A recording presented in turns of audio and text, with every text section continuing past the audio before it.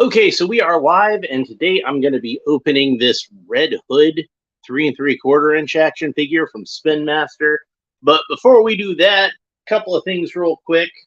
One, I got a poll up on which of these to open. I got two of those new 3 3/4 inch Spider-Man figures, the Epic Hero series, and I'm looking forward to opening these. And I have both the Miles Morales Spider-Man and the original Peter Parker Spider-Man. So I have a poll up on my YouTube community, whatever they call that. So you can go and vote as to which one of these you want to see me open first. And I'm going to leave it up for a few days before I go ahead and make my final decision. And we'll see who all wants to vote. Second of all, some sad news that happened yesterday, and I feel like I should acknowledge it, is we had a couple of people pass away. One was Bob Barker, the host of The Price is Right, which I watched that show a lot with my grandmother while I was growing up, so I got a lot of nostalgic affection for that show. So, it's one of those things where, like, you just kind of lose your past like a little bit at a time, but you just got to keep plugging along. What was even more tragic to me is not long after that, I learned that Arlene Sorkin had passed away, and she was the original voice of Harley Quinn on Batman the Animated Series, and the person the character was actually based on, because she was a friend of Paul Dini, the writer of Batman the Animated Series, a lot of the best episodes, one of the best writers on the show. And he wrote the episode that she first appeared on, which was The Joker's Favor. And he basically just needed a female henchman to push a cake into a room, and wound up creating one of the last great Batman villains. Like, I've talked about before how, like, depending on how you look at it, I would say the last great Batman villain was either Harley Quinn or Bane. It's one of those two. They both came out around the same time. So really, it depends a lot on how you look at it as to which one was actually like the last one. But yeah, so she wound up being a big part of Batman's history. And to me, like, you've had a lot of other voice actresses perform the character. You had Margot Robbie play her in live action in the movie. You had a few different appearances on various TV shows of characters and characters based on that character. But I don't think anybody did it as well as Arlene Sorkin, probably because she was the inspiration for Harley Quinn in real life. She was on Days of Our Lives, and she played a character on that you can find the clip on YouTube if you look it up. Just look up Arlene Sorkin, Days of Our Lives. That should probably bring it right up. But she did a sequence that was like a fantasy type sequence where there was a couple of characters telling a bedtime story to their son, and her character appeared in it in a Harlequin outfit. Sorry. So she appeared in this outfit long before they actually did that on the show. I think it was like in the mid 80s. And when Paul Dini was writing the episode, he remembered her wearing this Harlequin outfit on this show, and it's like, oh, that would be a good, kind of springboard to work this character off of. And when it came time to cast the character, he called up his friend Arlene Sorkin. It's like, hey, I based this character off of you. You want to do her voice? And she wound up doing it, and the rest is history. But like I said, there's been a lot of talented actresses that have played the character over the years, but none of them really nailed it the way that she nailed it, I think. That's just my humble opinion. I don't mean any disrespect to anybody like Tara Strong, who's one of the greatest voice actresses of all time, or Margot Robbie, who is, still killing it in that Barbie movie. So that's a huge hit. And she's a very talented actress in her own right. But to me, the real Harley Quinn is always going to be Arlene Sorkin. So I just felt like I should kind of acknowledge that before I move on. And last but not least, some good news for me personally. This really isn't going to affect Well, a lot of people watching that, unless you're part of my family, is my Aunt June, who is a very prominent supporter of my YouTube channel. She almost always leaves a like and a comment, and you should too. But I always appreciate her support, and I'm gonna announce on her behalf that she is going to be a grandmother. So very excited about that. I'm gonna have a new second cousin to dote upon. So that's good news. But she's really excited about that, and I think she wanted me to mention it on the channel. She seemed to be kind of hinting at it anyway. So. So there's that. So congratulations to her and her family. That's just gotten a little bit bigger, and I'm very happy about that. I think that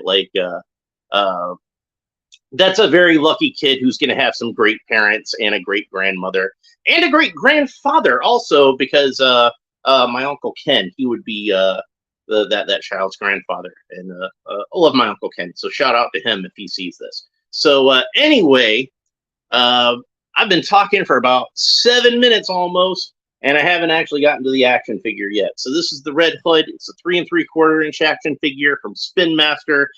I'm a big fan of these 3 3/4-inch Spin Master figures. Like they're pure toys. These are made for children to play with. They're not like McFarlane collectibles that it's basically an articulated statue you're supposed to leave on the shelf and it's supposed to look cool. This is something you're supposed to give to like a 5-year-old kid, like for example, ages 3 and up.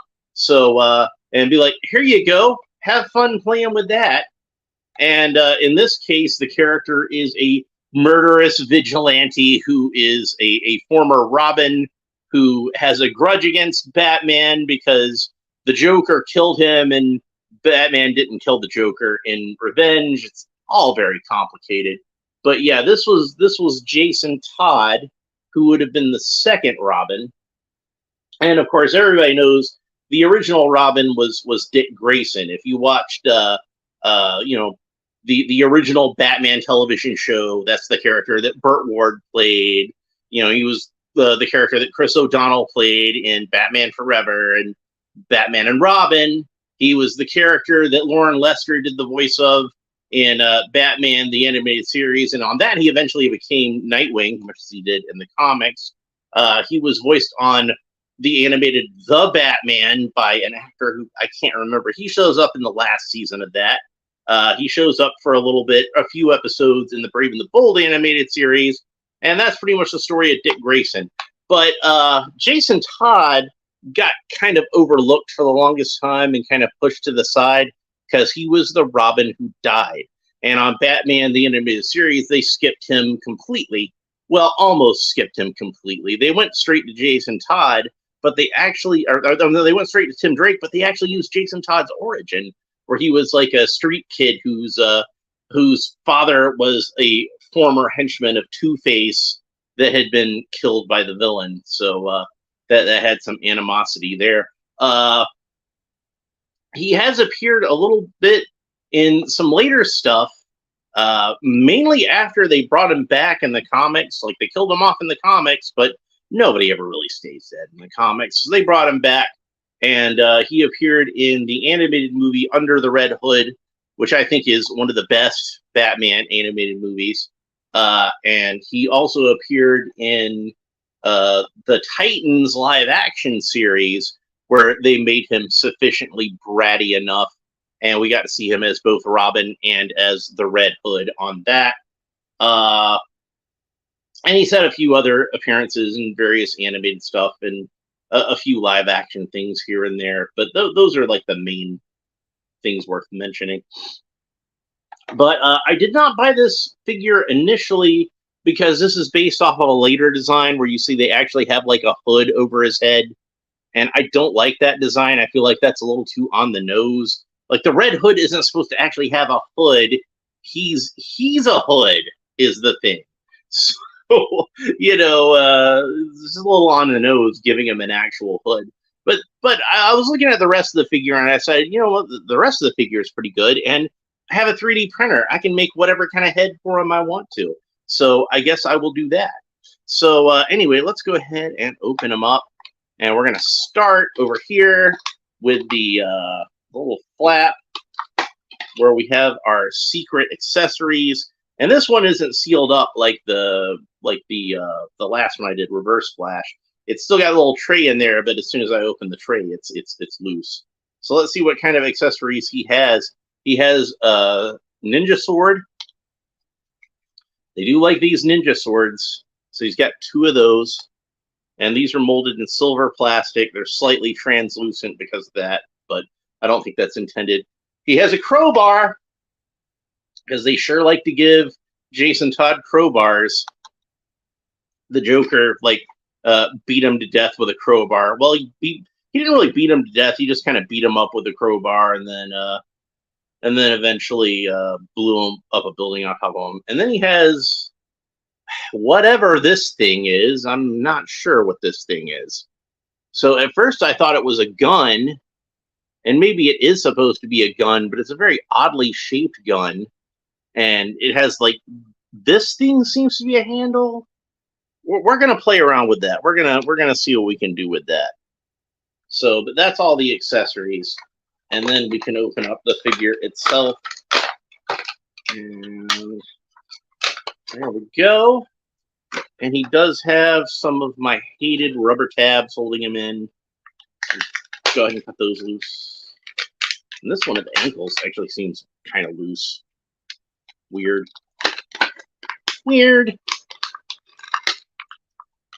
Okay, so there we go. He is now out of the package, and he is very bulky. Probably a little bulkier than I think this character should be, but I think that's how they're drawing him in the comics these days. I'd seen some where they gave him, like, short sleeves, and he just looks all roided out. And this actually looks like it's sculpted that way, but they painted it so he's wearing long sleeves. But, like, comparing his arms to Batman's, his arms are about as big as Batman's arms, maybe even a little bigger. So I kind of feel like that's a little oversized. Somewhere around here, I'm pretty sure I still have Nightwing from when I was messing around with the Spin Master figures earlier, but I guess not. I thought I had him around here somewhere. But he is definitely, like, more muscular than the Michael Keaton Batman, which honestly, those are more realistically proportioned in general than Spin Master figures. And since I happen to have him handy, here he is next to the Mattel Arkham Origins Adam West Batman, which isn't actually based on Adam West. It's based on the Arkham Origins video game and the Adam West costume skin that he has in there. So he's obviously a bit more jacked than Adam West was in real life. Maybe it's over here on this table. Maybe it's back in my bin. I'm going to go look at my bin real quick. Just hang on a second.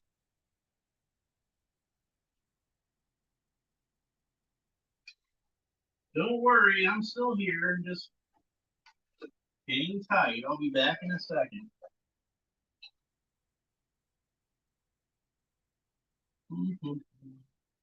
Yeah, there we go.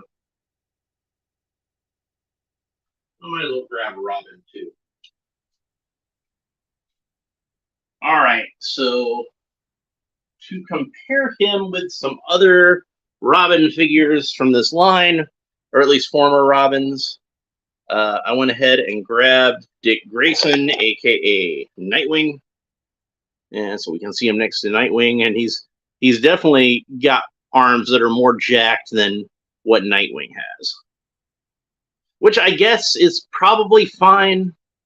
Like, at this point, they're both dudes who are, like, in their 20s, so they're physically mature as it is, and I could see Jason as being somebody who, you know, I guess to overcompensate and having, you know, feeling like he's got to prove himself over Dick Grayson. Yeah, he might work out like a fiend and probably would be a bit more bulky than Mr. Circus Acrobat, who's probably more life and swimmer's bod kind of thing going on anyway. So yeah, I guess it makes sense that he would be more muscular than Dick Grayson. I guess, whatever. But I still feel like they kind of overdid it a little bit. So, but that's how the character is currently portrayed in the comic books. I more prefer like the earlier version of Red Hood. So we can see him next to Damian, which I still feel like this Damian figure is way too tall. He should be like more like about that height. He's a little guy, but he's almost as tall as Jason Todd. He's almost as tall as Batman. We stand him back to back with each other. But they did make sure to give him like a skinnier body because he is just like he's a growing boy. So and that's one where like I had the shinier version of him. I don't think I got around to getting the matte colored version of him. But I found the shinier version at the time. That one was a little more rare, so I made sure I got that one. All right, so let's go ahead and play around with these accessories a little bit. First, we're going to put the crowbar in his hand. So he does like to mete out some poetic justice. That's what he would be using when he ran across the Joker and would beat the snot out of him with the crowbar. And then he has these ninja swords. And like I say, these are pretty common accessories to come with these Batman figures. They like to include them with these ninja swords. And I don't blame them, because I know when I was a kid, I always liked for my characters to have a sword. By the way, while I'm thinking about it, if anybody from Spin Master is watching, why haven't you made a Ra's al Ghul figure yet? I mean, like it seems kind of obvious to me. Make a Ra's al Ghul figure. I mean, like, you got all these characters that come with ninja swords anyway. He's one of Batman's best villains. He's Damian's grandfather, and he would definitely come with a ninja sword. You could put him in a whole ninja outfit with like a gi and everything, or you could put him in some kind of armor, or you could have him like shirtless, like in the O'Neill Neil Adams comic, where he duels the shirtless Batman in the desert. So it'd probably make more sense to have him come with ninja swords than Red Hood. I'm just saying. Of course, I don't know. They might have had like some recent comic where like Red Hood's using ninja swords now. I don't know. So I'm not sure what this thing is. I think it maybe is supposed to be a gun. And you could have them hold it this way, and then it definitely looks like a gun. It has ha ha ha written all over it. So it definitely has some kind of Joker connection. See where it's got in the green, it's got ha ha ha written all over it. Maybe I can focus a little better. So yeah, maybe this is a gas canister up here and it's some kind of gas gun.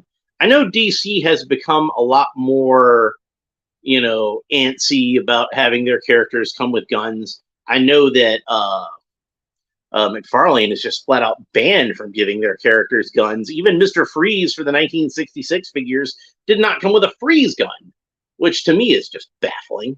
But I have seen some of the Spin Master figures coming with guns, so I don't know.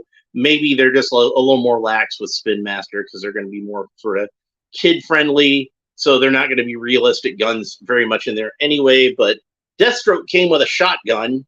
And there's some kind of gun that came with the Penguin in the Batman line.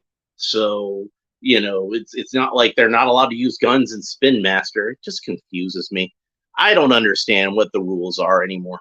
So probably what I'm going to wind up doing with him is I'm going to wind up taking this head off. Most of these are pretty easy to come off once you heat them up with the Spin Master figures. And I'll probably make him his own head that looks more like the older Red Hood helmet, because I like that one better. And I might get him some guns that, from Marauder Task Force, and some holsters for him to hold the guns in. I think that would be pretty cool. But it's not a bad figure. It's just not my favorite design for the Red Hood, and I probably would have preferred they did the one that probably the uniform that he was wearing right when Rebirth started. Let's go ahead and talk about his articulation a little bit. The head rotates all the way around. It is technically on a ball joint, but it doesn't really get a lot of side to side or up and down movement. It just moves all the way around. Arms rotate all the way around this way, move up about that far, so good range of motion on the arms going up and down. Despite how muscle bound the arms are, you can get a 90-degree angle at the elbows.